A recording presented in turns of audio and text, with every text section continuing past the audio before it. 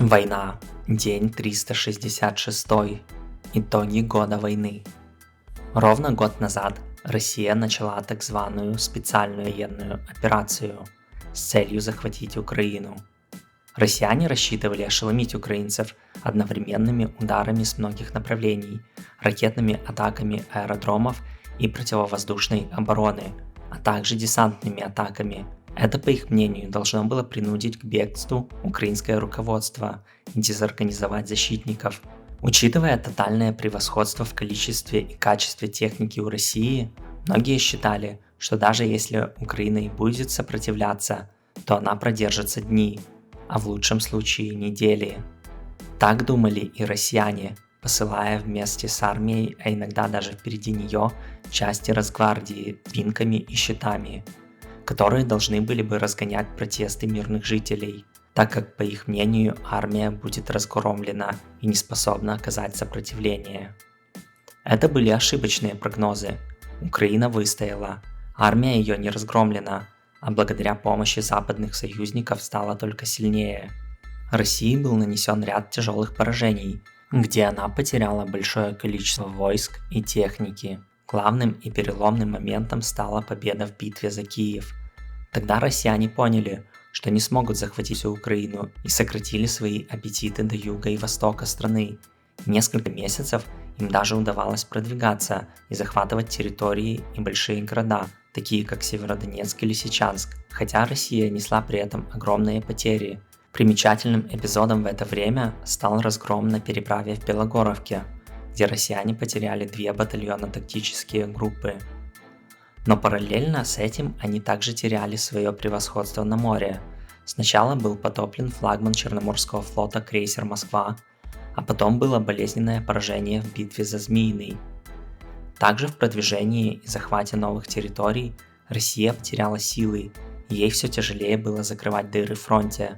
Новой техники не хватало, поэтому она стала доставать с хранения снятые с вооружения образцы техники, такие как БМП-1 и танки Т-62, но это не помогло. В сентябре состоялось первое большое украинское наступление, одновременно в Харьковской и Херсонской областях. И если в Херсоне продвижение составило до 10 километров, то в Харьковской области российская оборона рухнула, в результате чего российские войска панически отступали, бросая огромное количество исправной техники. После этого россияне поняли, что без мобилизации им не обойтись, и Путин объявил о частичной мобилизации, призвав в армию дополнительно 300 тысяч человек. Но даже это не спасло Россию от потери единственного захваченного областного центра – города Херсон, и как следствие правобережного плацдарма. Но на этот раз им удалось вывести войска без больших потерь, что вместе с сокращением линии фронта и подкреплением в виде частично мобилизованных позволило завладеть инициативой на зимний период, и они снова начали атаковать в Луганской и Донецкой области.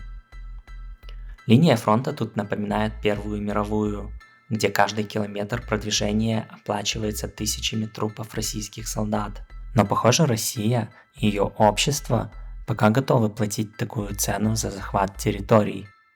В то же время Украина избрала тактику выжидания, пока прибудет больше западной помощи и будут сформированы новые боевые части для осуществления контратаки.